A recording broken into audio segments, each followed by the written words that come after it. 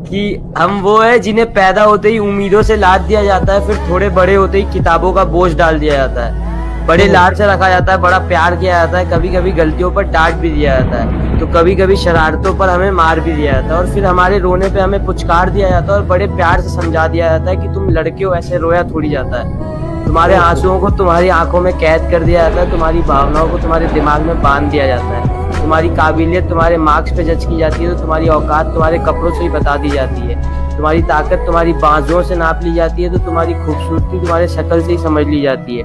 तुम्हारी नाकामयाबी पर तुम पर हंसा जाता है, तो तुम्हारी सफलता पर किस्मत का टैग लगा दिया जाता है, तुम्हारे प्यार को कितना इजीली चुतियापा कह दिया जाता है, तो तुम्हारी की गई चीजों को पागलपन समझ लिया जाता है, तुम्हारे दिल टूटने पर हाथ में मदिरा थमा दिया जाता है, तो तुम्हारे अधूरे प्यार को कटवा लिया का टैग दे दिया जाता है, तुम्हारे फीलिंग्स का गला घोट दिया जाता है, तुम्हारे इमोशंस को फांसी पर चढ़ा दिया जाता है, और बड़ी सरलता के साथ कह दिया जाता है कि तुम लड़के हो, ऐसे टूटा थोड़ी जाता है।